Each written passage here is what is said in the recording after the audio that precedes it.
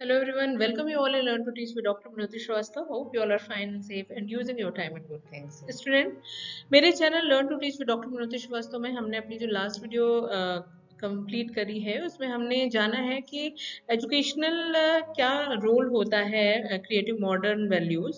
तो क्योंकि हमने वैल्यूज के कॉन्सेप्ट को अपनी लास्ट वीडियो में समझ लिया है तो आज की वीडियो में मैं लेके आई हूँ आप लोग के लिए classification and types of values.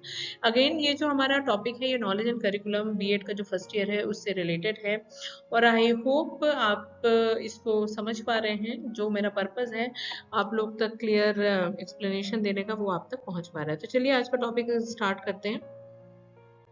Student, सबसे पहले हम जब क्लासिफिकेशन यानी कि वर्गीकरण की बात करते हैं तो ये जान लेते हैं कि जो मूल्य हैं उनको किस हिसाब से कितने भागों में बांटा गया है। तो यहाँ पे हम देख सकते हैं इंडियन फिलोसफर हैव क्लासिफाइड जो वैल्यूज है उसको इन्होंने दो क्लासेस में बांटा है। सबसे पहला है स्पिरिचुअल वैल्यूज और दूसरा है मेटरलिस्टिक वैल्यूज। तो स्पिरिचुअल जैसा कि हमें नाम से ही समझ में आ रहा है आध्यात्मिक मूल्य इसके अंतर्गत आते हैं, लाइक धर्म, अर्थ, काम एंड मोक्ष। तो ये जो भारतीय जितने भी दार्शनिक रहे हैं उन्होंने ओवरऑल जो वैल्यूज है उनको स्पिरिचुअल एंड मेटरलिस्टिक दो पार्ट में डिवाइड किया है।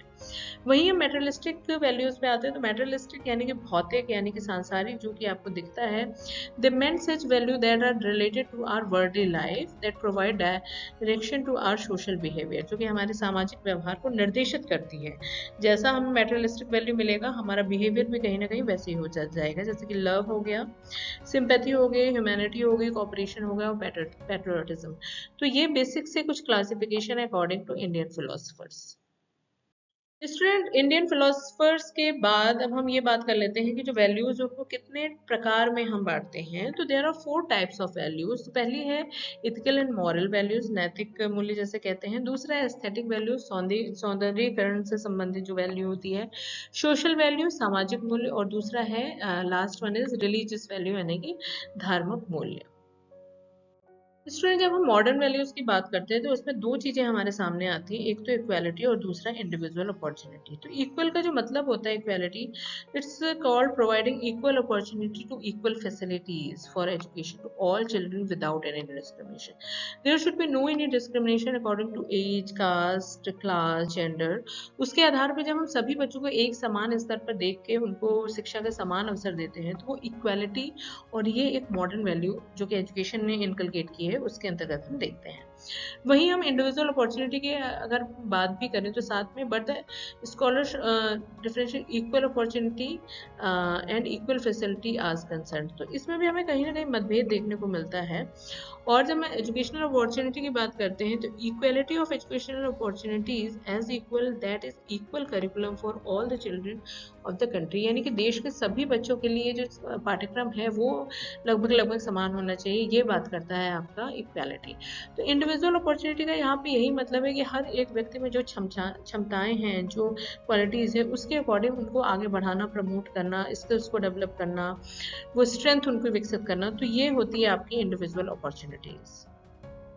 अल्टीमेटली लास्ट में हम ये बात कर लेते हैं कि हमें इसकी जरूरत पड़ती क्यों है, क्यों हम इक्वालिटी या इंडिविजुअल अपॉर्चुनिटी की बात करते हैं। तो सबसे पहली जो चीज है वो है for the protection of democracy. जैसे कि हमें पता है कि हमारा जो देश है वो एक डेमोक्रेटिक राष्ट्र है, तो डेमोक्रेसी की जो क्वालिटी है उसको मेंटेन करने के लिए हमें इसे प्रोटेक्ट करना है और प्रोटेक्शन के लिए हमें ये चीज लानी ही पड़ेगी।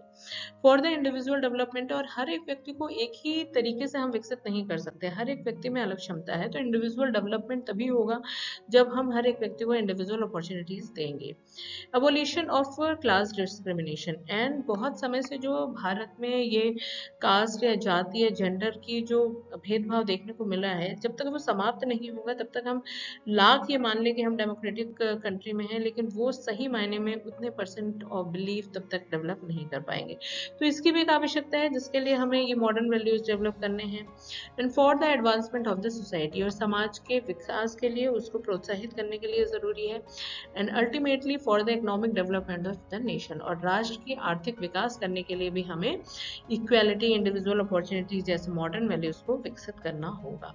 तो this is all about value वाला पेपर, और इसमें वैल्यू के बारे में हमने जाना है और ये जाना है कि एजुकेशन कैसे मॉडर्न वैल्यूज को इनकलकेट करती है अपने बच्चों में। और आई होप स्टूडेंट आपको ये टॉपिक समझ में आया होगा, क्लियर हुआ होगा।